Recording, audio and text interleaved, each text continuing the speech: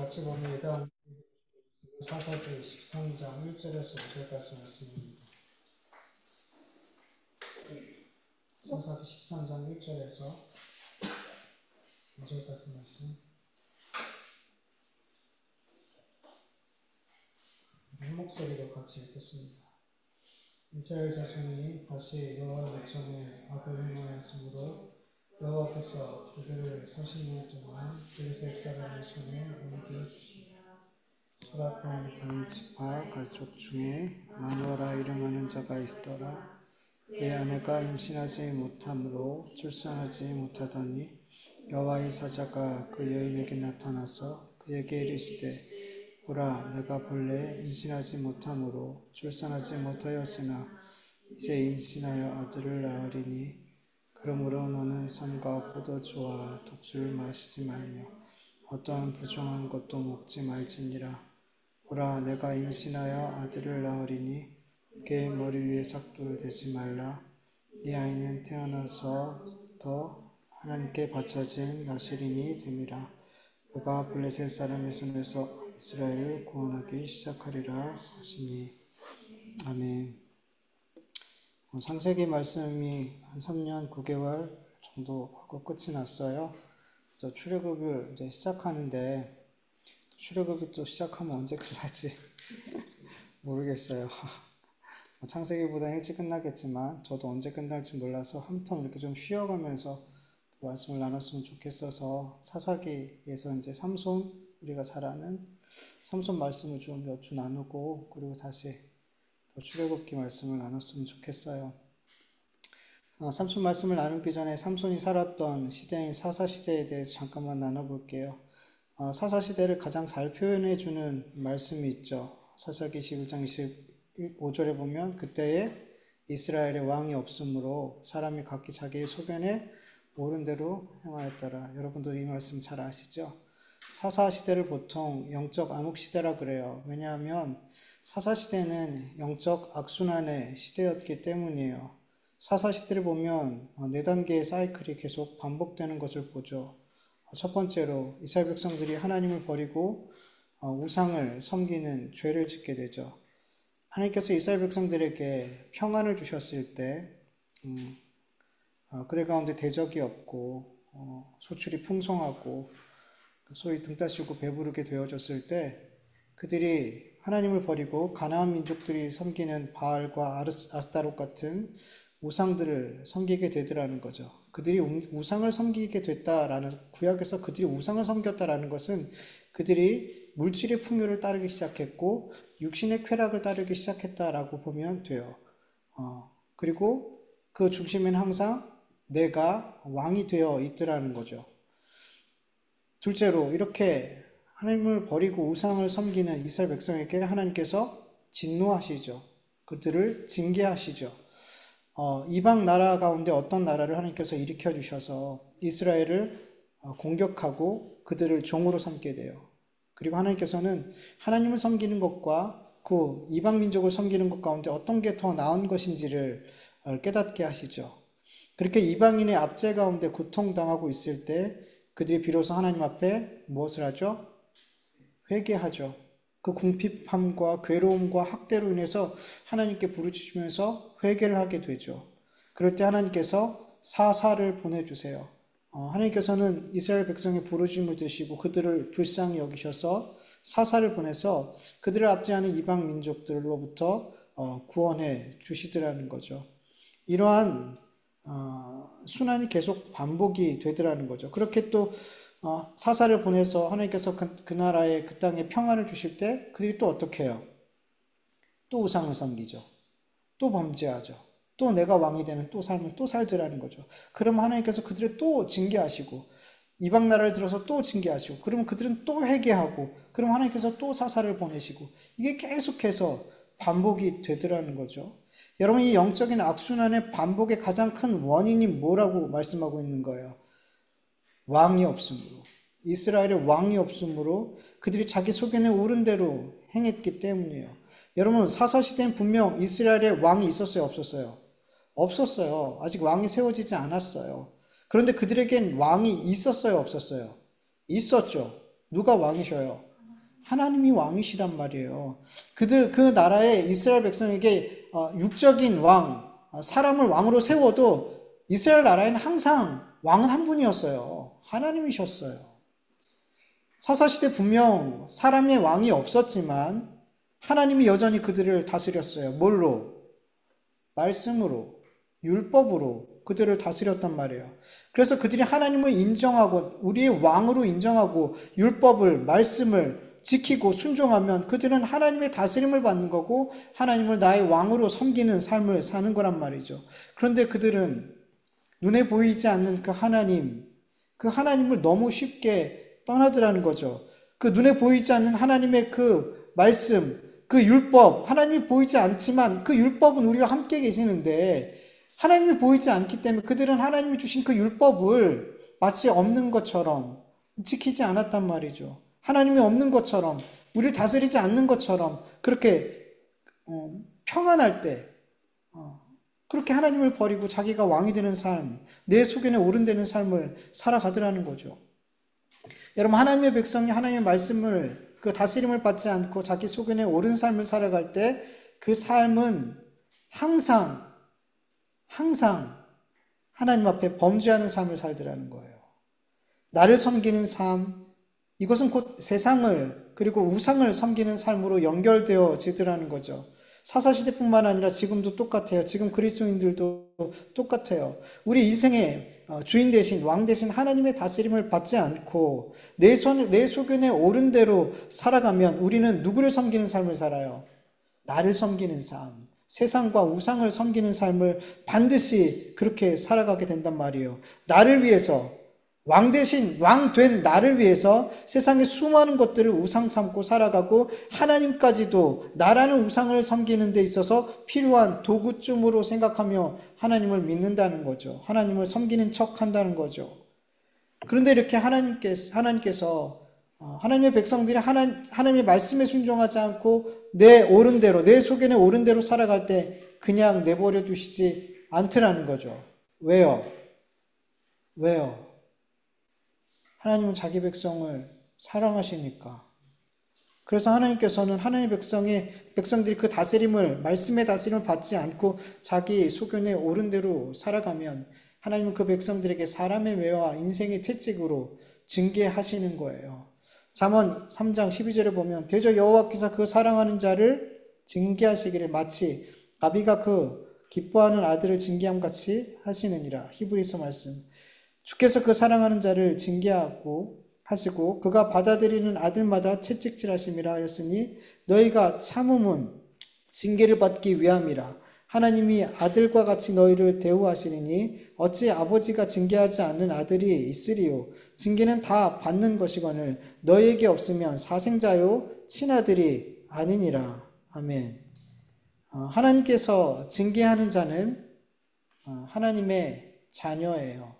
하나님이 사랑하는 자녀예요. 그래서 그 자녀가 자기가 왕된 삶, 자기가 주인된 삶, 여러분 이 삶은 반드시 범죄함으로 연결되거든요. 하나님과 반대되는, 하나님이 기뻐하시는 삶과 반대되는 삶으로 반드시 연결되거든요. 그래서 하나님께서는 사랑하시기 때문에 그 삶에서 돌이키게 하기 위해서 인생의 채찍, 사람의 매를 드시는 거예요. 그럴 때 많은 경우 이렇게 하나님 앞에 징계받을 때 하나님의 백성들은 회개하고 돌아와서 자기가 있어야 될 그 자리를 다시금 지키게 되는 거죠. 여러분, 저와 여러분의 신앙의 삶 가운데 분명 사사시대와 같이 영적인 사이클이 분명히 있어요. 그런데 간절히 원하는 것은 사사시대와 같은 그 영적 사이클이 우리의 신앙에 너무 자주 반복되지 않았으면 좋겠다는 거죠. 여러분, 분명 우리는 우리의 소견에 옳은 대로 살아갈 때도 있어요. 아니면 어쩌면 너무 많을 수도 있죠. 그런데 이러한 삶에 너무 오래 머무르지 않기를 간절히 원합니다. 하나님의 다스림에 머무르는 시간이 훨씬 더 우리의 삶에 길었으면 좋겠는 거죠. 그리고 내 소견에 옳은 대로 살아감으로 하나님께서 우리에게 징계를 하실 때 여러분 간절히 정말 원하는 것은 우리의 마음이 완고하게 되지 않았으면 좋겠어요. 여러분 죄를 짓느냐 안 짓느냐는 사실 그렇게 중요하지 않아요. 우리는 죄를 지을 수밖에 없는 존재들이에요. 그래서 그거 안 중요하다는 건 아니지만 그게 그렇게 결정적인 게 아니에요. 정말 결정적인 건 뭐냐면 우리가 죄를 지고 우리가 나를 왕으로 섬기며 세상의 것들을 우상 섬기며 살아갈 때 하나님께서 우리를 징계하실 때 그걸 거기서 돌이키게 하기 위해서 징계하실 때 우리 어떻게 해야 된다는 거예요. 겸손하게 그 징계를 받아들이고 회개하고 우리가 있어야 될 그 자리로 돌아가는 거예요. 이게 정말 중요하단 말이에요. 우린 죄를 지을 수 있어요. 있어요, 여러분. 그런데 중요한 것은 하나님께서 깨닫게 해주셨을 때 빨리 우리가 있어야 될 자리로, 그 회개의 자리로, 하나님을 왕으로 섬기는 그 자리로 우린 돌아가야 된다는 거죠. 여러분, 오늘 본문 1절 말씀을 보면 이스라엘이 다시 여호와의 목전에 악을 행하였으므로 여호와께서 40년 동안 블레셋 사람에게 이스라엘 백성을 넘겨주죠. 그런데 여기서 참 좀 다른 이전과 다른 모습이 나오는데 이전에는 그렇게 하나님께서 다른 민족에게 이스라엘 백성을 넘겨주셨을 때 이스라엘 백성들이 하나님 앞에 회개하고 부르짖고 도와달라고 그랬단 말이에요. 우리 잘하겠다고, 우리 하나님만 잘 섬기겠다고 그렇게 회개했단 말이죠. 그런데 이번에는 달랐어요. 사사기에서 마지막 사사가 삼손이잖아요. 이 삼손이 일어나기 전에 어떤 일이 있었냐면 하나님께서 블레셋에게 40년을 넘겨줬는데 그들은 하나님 앞에 우리를 구해달라고, 우리를 용서해달라고, 우리가 다시금 하나님을 섬기겠다고, 우리 이 압제에서 건져달라고 회개했을까요? 안 했을까요? 안 했어요. 이전과 달라요. 이전과 다르더라는 거죠. 왜일까요? 이스라엘 백성들은 블레셋 40년이라는 그 압제와 다스림 속에서 하나님 앞에 회개하기를 택하기보다 그냥 적응하면서 살았더라는 거죠. 성경을 보면 이스라엘 백성들은 블레셋의 다스림에서 벗어나기 위해서 그 어떤 노력도 하지 않았어요. 이스라엘 백성들이 영적으로 얼마나 처참하게 죽어 있는지 보여주고 있는 거예요. 여러분, 제가 왜 회개하는 게 중요하냐 그러냐면 여러분, 우리가 자칫 잘못하면 하나님께서 내려주신 그 징계를 그냥 적응하면서 살아가 버리는 경우가 있어요.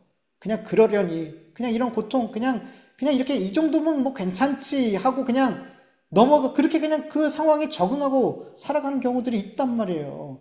아니에요. 그래서 우리가 하나님 앞에 겸손하게 회개하는 게 너무나 중요하더라는 거죠. 여러분, 이들은 영적으로 얼마나 처참하게 죽어 있었는지 하나님께서 블레셋을 주시면서 그들에게 하나님을 찾고 하나님께 돌아오라고 회개하라고 주셨는데 그냥 그 상황에 적응해버리더라는 거죠. 그냥 그곳에 그 상황에 순응하면서 살아가고 하나님 앞에 돌이키기를 원치 않더라는 거죠.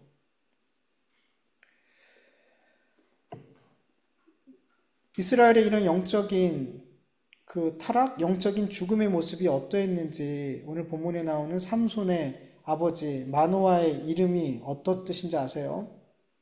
마노아의 이름을 통해서 지금 그들의 영적 상태를 보여주시는데 마노아라는 이름은 안식, 휴식 이런 뜻이에요. 지금 이스라엘 백성들은, 하나님의 백성들은 사실 하나님의 말씀 안에서 순종하면서 거기서 안식을 누려야 되죠. 거기서 쉼을 누려야 돼요. 하나님 안에서. 그런데 그들은 지금 어디서 쉼을 누리고 있어요? 블레셋 다스림 속에서 그들은 안식하고 쉼을 누리고 있어요. 거기에 순응하면서 살고 있더라는 거죠. 그리고 2절을 보면 이 마노아의 아내가 임신하지 못하고 출산하지 못한다라고 기록하고 있어요. 여러분, 마노아와 그의 아내는 지금 이스라엘의 영적 상태를 대표해서 보여주는 인물들이거든요.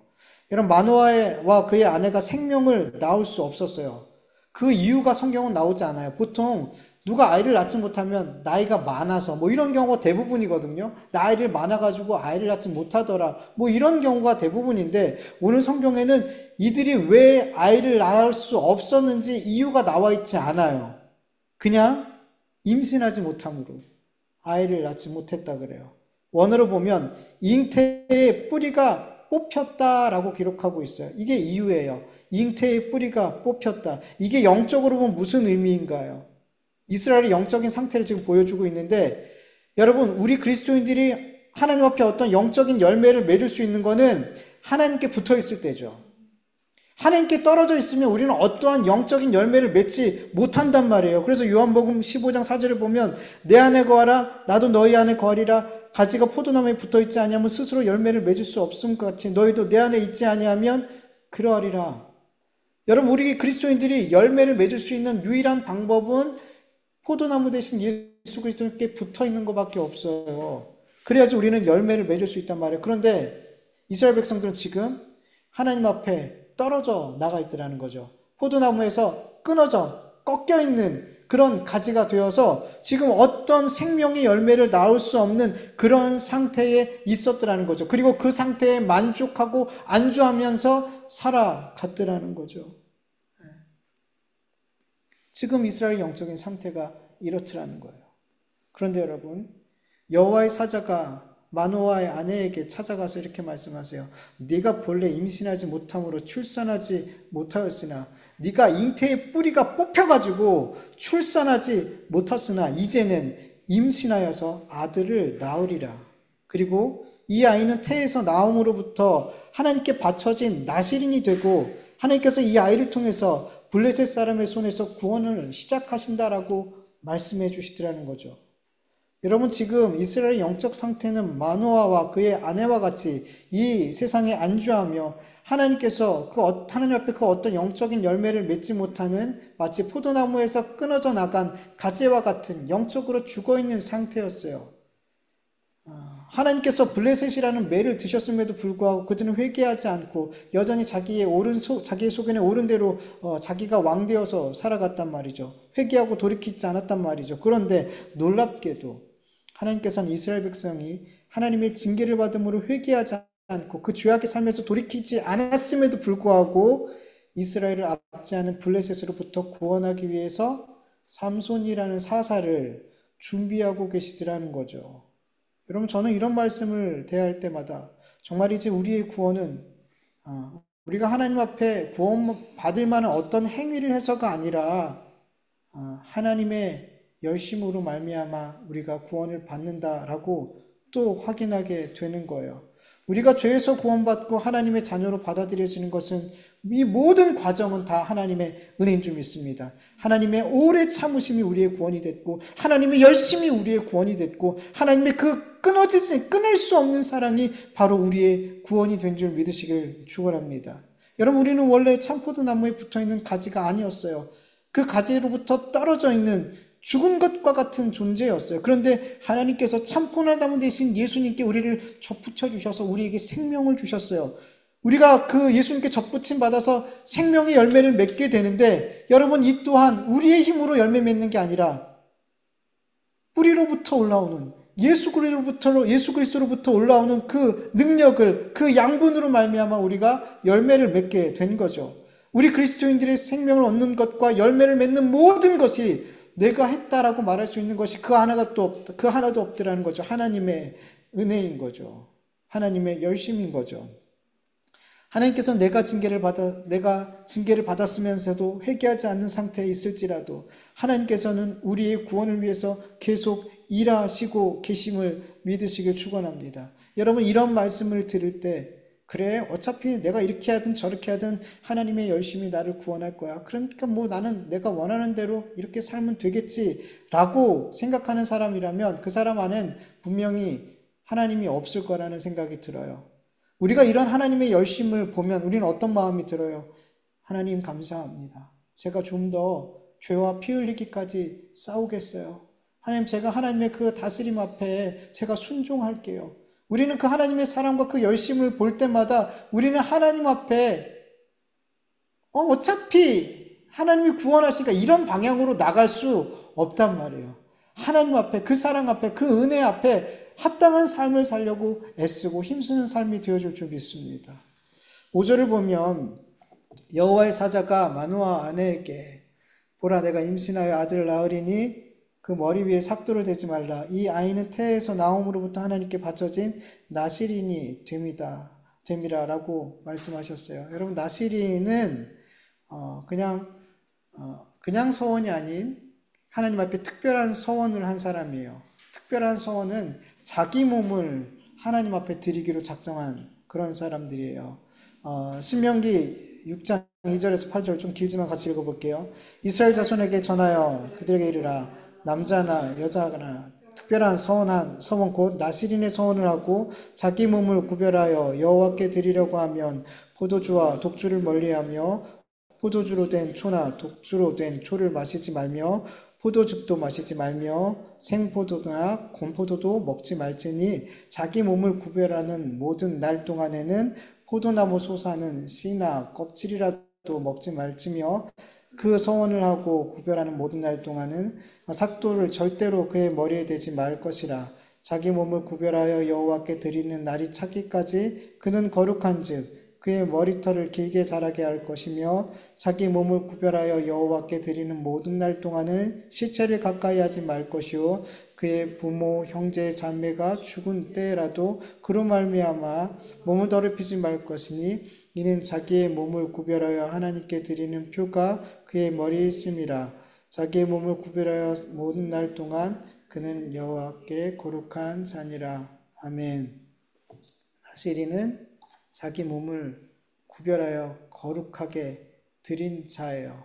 이렇게 자기 몸을 거룩하게 하나님 앞에 드린 자는 반드시 세 가지 규례를 지켜야 돼요. 첫 번째가 뭐예요?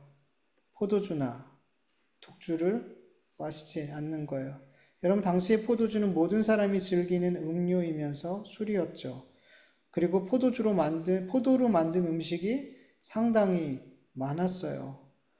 포도주와 포도로 만든 음식을 먹지 못한다는 것은, 술을 먹지 못한다는 것은 그들의 삶에 있어서 너무 큰 기쁨을 포기해야 되는 것이었어요. 저도 술을 이렇게 하나님 앞에 서원하고 끊어본 적이 있었지만 그 이후로부터 술 친구들과 만날 일이 없게 됐어요. 대부분 만나는 친구들이 술 친구들이었는데 그들이 저를 더 이상 부르지 않았어요. 술을 안 먹으니까. 되게 저에게 있어서는 그 시간들이, 그것을 끊어져 나가는 시간들이 저한테는 너무 괴로운 시간이었어요. 그리고 그 친구들은 아직도 가끔씩 연락이 되긴 하지만 저를 부르지는 않아요. 어렸을 때부터 만난 친구들인데. 여러분, 다이어트 하는 사람들 먹는 기쁨이 얼마나 큰지 잘 알죠. 저는 예준이가 가장 행복한 순간이 언제인지 알아요. 치팅데이 할 때, 그때는 시작도 하기 전부터 마음이 이렇게 설레하고 있는 게 이렇게 보이고, 내가 오늘 하루 종일 크림빵을 몇 개 먹을지 계산을 하고, 자기가 먹을 수 있는 것들을 최대한 계산해서 이렇게, 그 자체가 이미 행복해 버리는 거죠. 그러니까 음식을 조절하는 사람들은 음식이 얼마나 큰 기쁨을 주는지 안단 말이죠. 이거를 포기한다는 거예요. 그 세상이 주는 기쁨, 세상이 주는 쾌락, 이것들을 포도주를 먹지 않는다는 건 그것을 금한다는 거죠. 여러분, 에베소서 5장 18절에 보면 술 취하지 말라. 이는 방탕한 것이니 오직 성령으로 충만함을 받으라. 여러분, 나시리는 세상이 주는 기쁨, 세상이 주는 즐거움에서 빠져서 사는 사람이 아니라, 술에, 세상의 즐거움에 사로잡힌 삶이 아니라 하나님의 말씀과 성령 안에서 하나님을 기쁨으로 사는 사람들인 거예요. 하나님을 기뻐하는 힘으로 사는 사람들인 거예요. 여러분, 느헤미야 8장 10절을 보면 느헤미야가 또 그들에게 이르기를 너희는 가서 살찐 것을 먹고 단 것을 마시되 준비하지 못한 자에게 나누어 주라. 이 날은 우리 주의 성일이니 근심하지 말라. 여호와로 인하여 기뻐하는 것이 너희의 힘이니라. 여러분, 나시린의 삶은 사실 그거였어요. 세상의 즐거움을 힘으로 삼고 사는 것이 아니라 하나님의 말씀을, 성령의 인도하심을 따라 사는 그 삶을, 주님과 동행하는 삶을 힘으로 삼고 그것을 즐거움으로 삼고 살아가는 삶이 나시린의 삶이었다는 거죠. 그리고 두 번째, 뭘 가까이 하면 안 되냐면 시체를 가까이 하면 안 돼요. 부모의, 형제의 시체라도 가까이 하면 안 돼요. 시체를 만지는 순간 그는 처음부터 다시 서원의 날을 다시 시작해야 돼. 지금까지 서원하면서 자기를 구별하여 드렸던 모든 날은 다 무효가 되고 다시 시작해야 되는 거예요.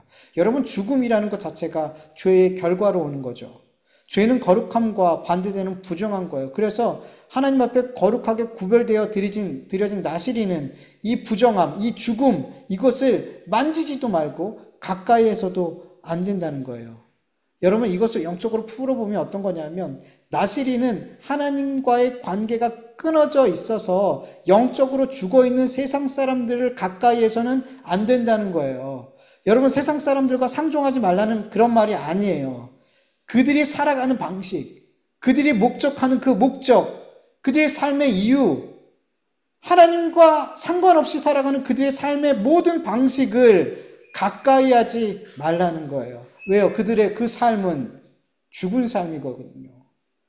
그래서 나시리는 하나님을 믿지 않는 그 사람들의 그 삶의 방식을 가까이 하지 않고 그 삶을 따라가면 안 되는 거예요. 그게 나시린인 거예요. 마지막으로 머리카락을 자르면 안 돼요. 여러분, 왜 머리카락을 자르면 안 되는 걸까요? 뭐 성경에 특별히 이유가 없어요. 왜 머리를 자르지 말라. 뭐 그의 구별됨이 머리카락에 있다고 하지만 그 이유에 대해서는 정확히 어떻게 찾아보기는 어려워요. 근데 이렇게 생각해 볼 수가 있을 것 같아요. 여러분, 성경에 보면 남자는 머리를 여자처럼 기르면 돼야 안 돼요. 안 되죠. 근데 여자는 남자처럼 머리를 자르면 돼야 안 돼요. 안 돼요. 길러야 돼요. 여자는 머리를 길러야 되고 남자는 머리를 여자처럼 기르면 안 돼요. 고린도전서 11장 14절 15절 보면 만일 남자에게 긴 머리가 있으면 자기에게 부끄러움이 되는 것을 본성이 너에게 가르치지 아니하느냐. 만일 여자가 긴 머리가 없으면 자기에게 긴 머리가 있으면 자기에게 영광이 되나니 긴 머리는 가리는 것을 대신하여 주셨기 때문이라. 아멘. 그 천주교에서 여자들 미사할 때 이렇게 뭐 뒤집어 쓰잖아요. 그게 그런 의미예요. 그러니까 부끄러움을 감추는, 짧은 걸 그런 걸 감추는 그런 의미에서 쓰는 거거든요. 여러분, 나시린이 머리를 자르지 않고 기르는 것은 그것은 성별을 떠나서 영적으로 여자의 신부의 입장에 있으라는 거예요. 우리 그리스도인들이 하나님 앞에 여자로 서 있으라는 거예요. 여러분, 성경에 보면 여자는 그 남편에게, 그 아버지에게 항상 순종의 자리에 있어야 돼요. 여러분, 구약 성경을 보면 하다못해 여자가 어떤 서원을 할 때 자기 마음대로 서원할 수가 없었어요. 누구에게 허락을 받아야 돼요. 자기 남편한테 허락을 받아야 되고, 시집가지 않은 딸은 아버지한테 허락을 받아야지 그 서원이 유효했어요.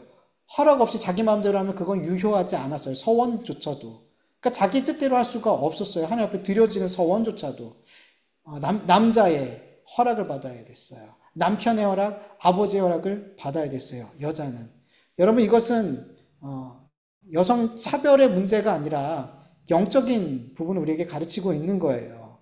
여러분, 하나님께 자기 몸을 구별하여 바쳐진 나시리는 남자이든 육체이든 성별에 상관없이 하나님의 뜻, 아버지의 뜻, 신랑의 뜻에 순종하는 여자로서, 신부로서 서 있어야 된다는 거예요. 그래서 나시리는 머리를 길러 하나님 앞에 자기가 여자임을 드러내야 된다는 거예요. 여러분, 종합해보면 나시리는 세상의 즐거움과 향락에 취해서 살면 안 돼요. 영적으로 죽은 자의 삶을 가까이에서도 안 돼요. 나시리는 남자가 되어 내 마음대로 내 뜻대로 살려는 삶을 포기하고 하나님 앞에 여자로서 신부로서 하나님의 뜻에 순종하는 삶을 살아야 돼요. 이것이 하나님 앞에 자기 몸을 들인 나시린의 삶인 거죠. 근데 여러분, 삼손이나 사무엘 같은 특별한 서원한 사람만이 꼭 나시린은 아니에요. 사실 이스라엘 자체가 하나님 앞에 나시린이에요. 왜냐하면 하나님은 모든 민족 가운데 이스라엘을 구별하여 거룩한 하나님의 백성으로 택하셨어요.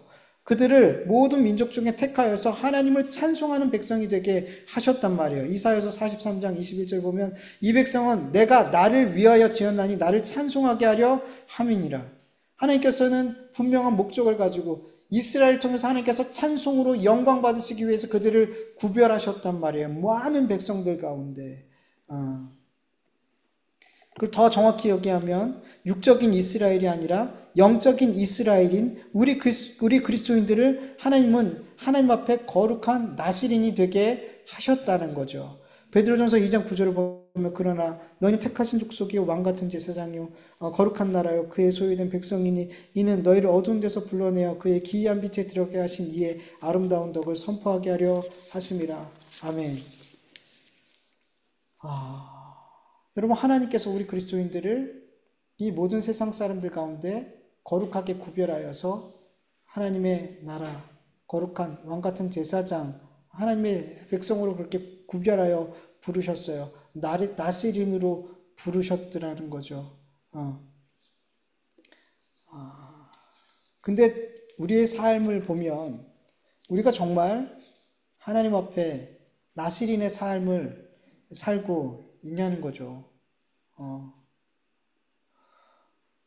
우리는 포도주와 독주를 끊고 살아가고 있나요? 단순히 술을 마시지 않는다는 얘기가 아니죠. 세상의 즐거움을 포기하고 세상의 즐거움을 나의 힘으로 삼지 않고 하나님의 말씀과 성령을 따라 사는 그 삶을 내 삶의 기쁨으로 여기고 주님을 따르는 그 삶을 내 힘으로 삼고 살아가고 있냐는 거죠. 여러분, 우리는 시체를 가까이 하지 않는 삶을 살고 있나요? 이건 단순히 죽은 자를 만지지 않는다는 의미가 아니라 하나님 앞에 죽은 자의 삶을 살아가고 있는 마귀와 세상이 주는 생각과 그런 삶의 목적을 갖고 살아가고 있는 그 사람들, 그 삶을, 그 죽은 삶을 우리가 가까이 하며 살아가고 있지 않냐는 거죠. 우리도 그 죽은 삶을 우리의 삶 속에 살아가고 붙잡고 만지고 살아가고 있지 않냐는 거죠. 그리고 우리는 머리를 기르는 삶을 살고 있냐는 거죠. 하나님 앞에 여자로서, 신부로서 하나님 아버지의 신랑 되신 주님의 말씀에 순종하면서 살아가고 있냐는 거죠. 아니에요. 우리의 삶을 보면 그 어떤 것도 나실인의 이 세 가지 우리가 반드시 지켜야 될 이 나실인의 삶 가운데 정말 내 삶에 이것 하나는 그래도 내가 잘하고 있다라고 말할 수 있는 것이 정말 있냐는 거죠. 또 없어요. 무엇 하나 내 삶에 정말 내가 나실인의 삶을 살고 있을까? 영적인 나실인의 삶을 살고 있을까? 질문할 때 네, 그렇습니다라고 말하기가 어렵더라는 거죠. 근데 여러분, 하나님께서는 우리를 택하신 족속이요, 왕같은 제사장이요, 거룩한 나라요, 그의 소유된 백성, 하나님 앞에 영적인 나실인으로 우리를 받아주고 계시더라는 거죠. 왜 그런 걸까요? 우린 그렇게 못 사는데, 우린 지금 그렇게 하지 못하는데, 온전한 나실인 예수 그리스도가 우리 안에 계시기 때문이에요. 여러분, 영적으로 온전한 나실인의 삶을 사신 분은 이 세상에 주 예수 그리스도 한 분밖에 없어요. 그분이 우리 안에 거하시더라는 거죠. 그분이 우리 안에 거하시기 때문에 그분으로 말미암아 하나님께서 우리가 연약한 것들이 너무나 많지만 나실인의 삶을 살지 못하지만 우리 안에 계신 주님으로 말미암아 우리를 나실인으로 거룩한 자로 하나님 앞에 바쳐진 자로 받아 주시더라는 거죠. 그리고 이렇게 예수 그리스도를 온전한 나실인 되신 예수님을 우리 안에 품고 있는, 우리 안에 두고 있는 우리 그리스도인들은 계속해서 주님처럼 나실인의 삶을 살려고 애쓰고 힘쓸 수밖에 없게 돼요. 우리의 삶은. 여러분, 4절을 보면 여호와의 사자가 마노아의 아내에게 너도 나실인의 삶을 살아야 돼 라고 말해요.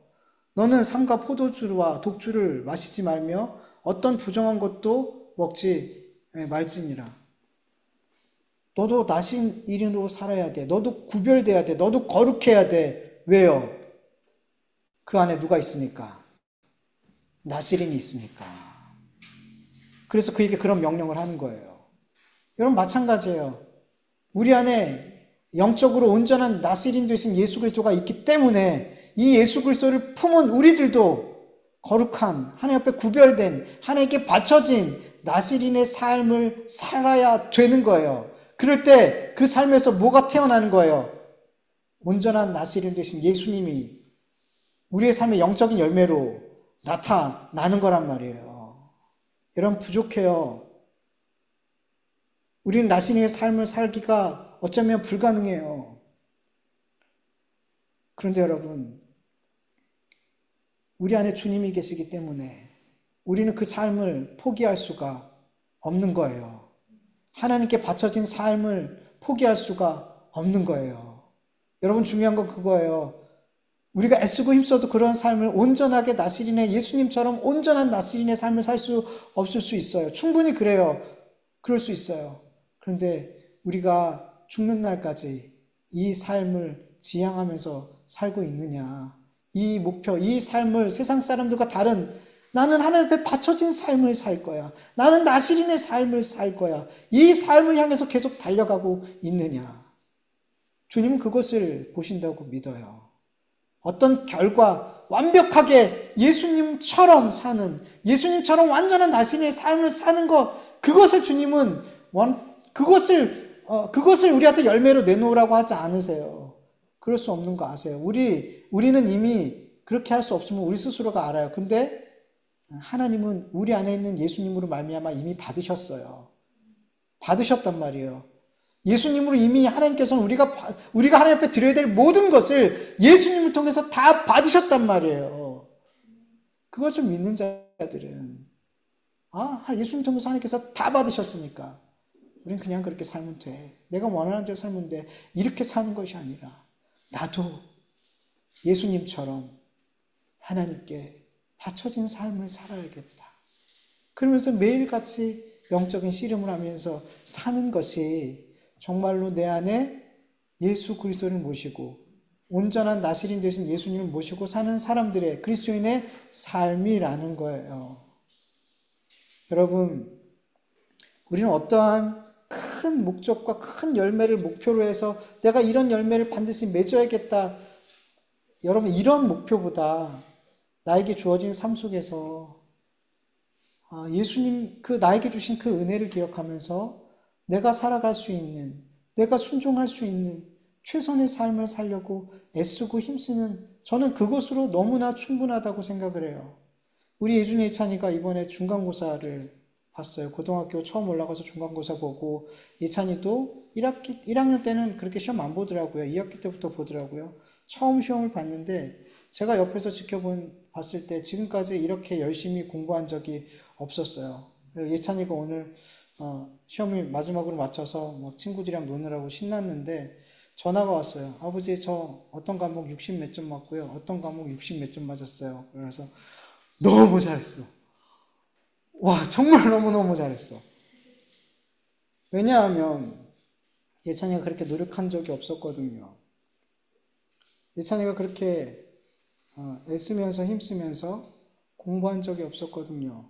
저는 이 과정이 저한테는 100점으로 보였기 때문에 예찬이가 몇 점을 맞든 아빠 저 30점 맞았어요. 20점 맞았어요.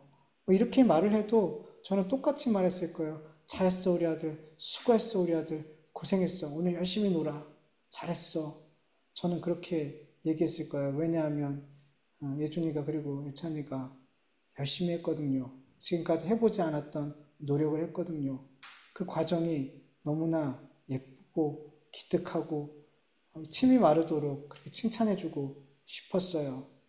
여러분, 저도 이런 자식을 바라보는 저도 이런데 하나님은 어떠시겠냔 말이죠.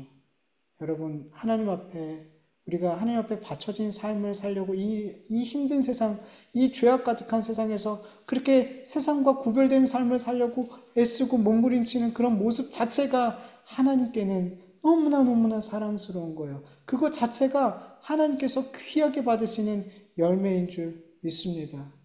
여러분, 매일매일이에요. 매일매일.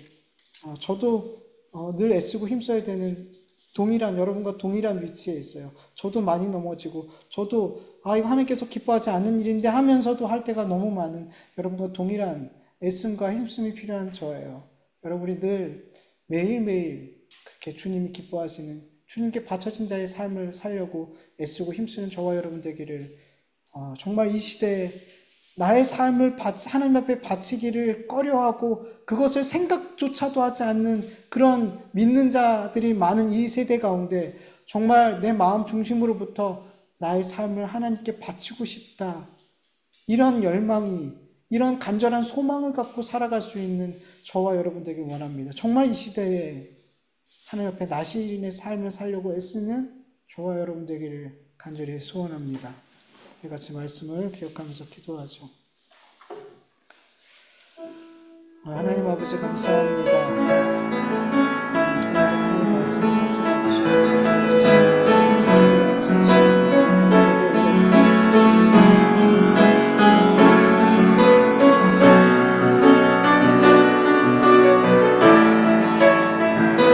주님께서 하나님의 뜻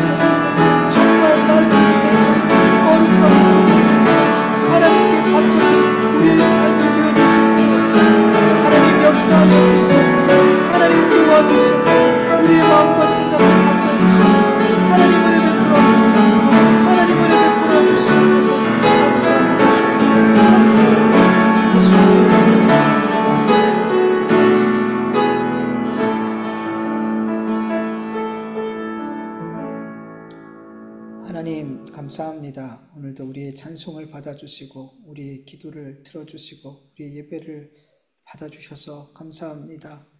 하나님, 우리가 이 자리에 나오기까지 우리의 삶을 주님이 아십니다. 그리고 제가 압니다. 얼마나 연약하고 죄 많고 허물 많고 악한 생각과 원망과 또 두려움과 믿음과 관계없는 삶을 살다가 이 자리에 나왔는지 주님이 아십니다. 주님, 우리를 용서해 주시옵시고 거룩하신 예수 그리스도의 십자가의 보혈을 우리를 덮으시고 아버지 하나님, 이 모든 기도와 찬송과 예배를 주님 받아 주시옵소서. 그리고 우리가 다시금 세상에서 죄를 수용하는 삶에서 죄와 대적하여 싸우는 삶, 하나님이 기뻐하지 않는 삶을 멀리하는 삶으로 나아갈 수 있도록 힘주시고 은혜 베풀어 주시옵소서. 하나님, 많은 사람들이 하나님을 믿노라, 하나님을 아버지라, 주님이라 고백하지만 하나님 아버지, 많은 그리스도인들이 하나님 앞에 내 삶을 바치는 것에 대해선 아버지 하나님 주저하고 그런 고백조차 하기를 꺼려합니다. 하나님, 우리는 분명 하나님께서 구별해 하신, 또 이 땅에서 구별된 삶을 살라고 부르신 영적인 나세린인데, 하나님, 우리는 그렇게 하나님 앞에 바쳐지는 삶을 싫어합니다. 여전히 내가 주인 돼서 내가 왕 노릇하며 내가 원하는 삶을 살고 싶습니다. 그냥 나를 위해서 모든 것을 바치고 싶지, 하나님을 위해서 바치고 싶지 않습니다. 시간도 물질도 헌신, 내 생명, 내 모든 것, 내가 가지고 있는 모든 것을 다 나를 위해서 쓰고 싶지, 나를 위해서 바치고 싶지, 주님께 바치고 싶지가 않습니다. 그러면서 우리는 하나님을 믿노라 하고 마치 천국을 이미 다 약속받은 것처럼 그렇게 살아갑니다. 하나님, 우리가 우리 스스로를 속이며 살아가고 있습니다. 주님, 도와주시옵소서. 우리 자신에게 속지 않게 하여 주시옵소서. 마귀에게 속지 않게 하여 주시옵소서. 우리의 모습, 우리의 지금 영적인 상태가 어떠한지 주님 보게 하여 주시옵소서. 그래서 정말 나를 위해서 모든 것을 바치며 살고 있는 내 모습을 발견하고 깜짝 놀라며 두려워하며 하나님 앞에 바쳐진 나시린의 삶을 회복할 수 있는 우리 그리스도인들 되어줄 수 있도록 은혜 베풀어 주시옵소서. 주님께 모든 것 맡겨드리오며 감사하며 예수님의 이름으로 기도드립니다. 아멘. 주님 가르쳐주신 기도로 예배 마칩니다. 하늘에 계신 우리 아버지여, 이름이 거룩히 여김을 받으시오며 나라의 마옵시오며 뜻이 하늘에서 이루어진 것 같이 땅에서도 이루어지이다. 오늘날 우리에게 일용할 양식을 주옵시고 우리가 우리에게 죄 지은 자를 사하여 준 것 같이 우리 죄를 사하여 주옵시고 우리를 시험에 들게 하지 마옵시고 다만 악에서 구하옵소서. 대개 나라와 권세와 영광이 아버지께 영원히 있사옵나이다. 아멘.